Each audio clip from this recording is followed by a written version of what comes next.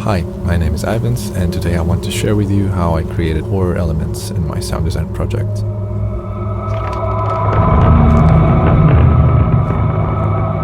I will be talking about creating sounds digitally in Ableton Live and creating them using an analog synth.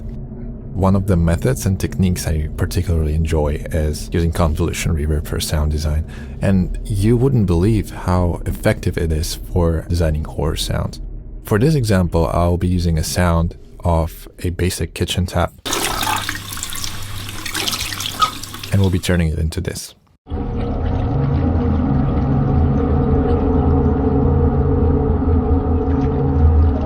It sounds amazing, and it's a lot simpler than you're probably thinking.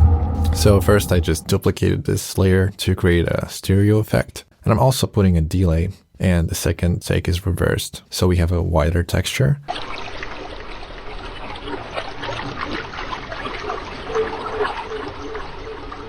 At the end of the processing chain, I'll just have a few EQs, a compressor, and a limiter.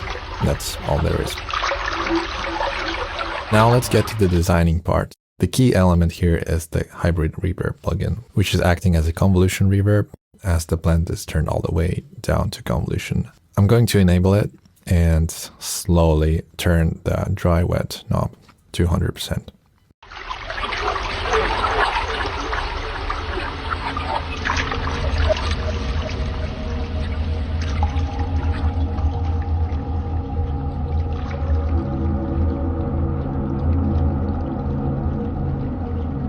This is what it sounds like fully enabled.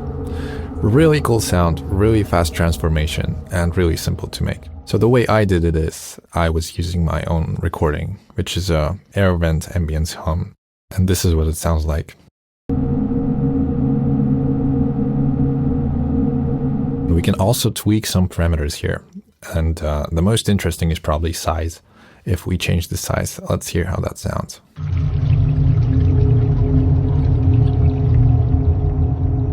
This way we're getting a much deeper tone. We're making it smaller.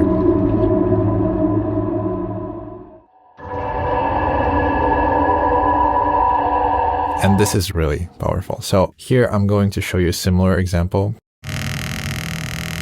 This is a sample of a squeaky wooden door. I'm shifting it down quite a lot.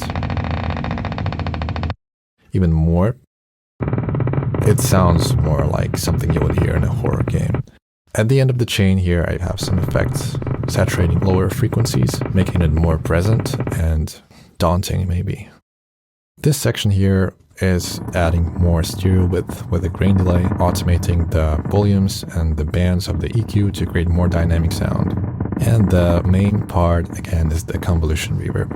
And now I'm slowly applying it. And we're getting a very nice spacey texture. Let's switch the preset. Wow, that sounds way different. And we can adjust the size.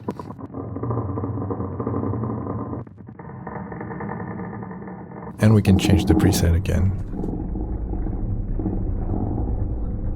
Now I want to show you how to do some cool sound design using a synthesizer. In my case, it would be the ARP 2600, the semi-modular synth by Behringer. My first sound design method involves using the field recorder as my microphone. So I will connect the microphone to the preamp first, and then I'll send the signal out to the multi.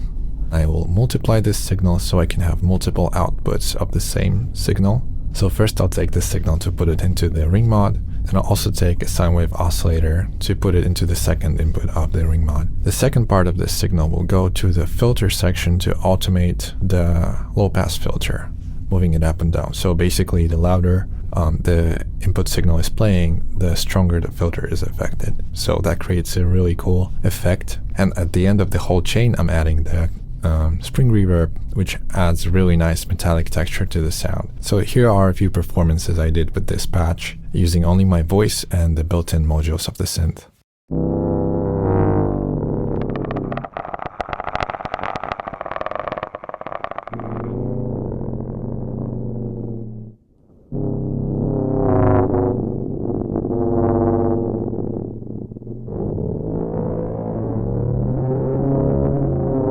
gives a lot of different cool textures that are definitely applicable for lots of scenarios and can be further used in sound design.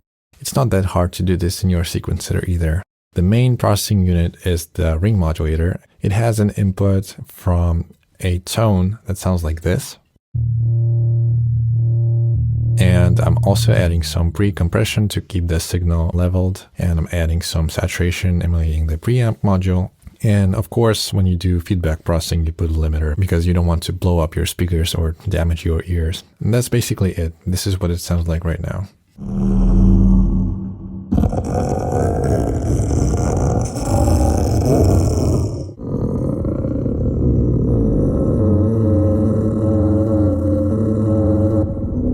Another cool technique allows me to create very interesting sounds only by moving my field recorder around the room, re-recording the sound coming through the synth. So we create this infinite loop.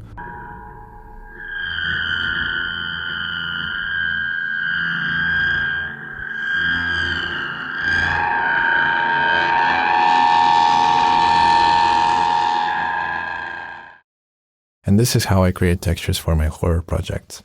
I hope you enjoyed the video and found something useful for your craft. Have a good one, and I'm hoping to see you in the next video. Ciao.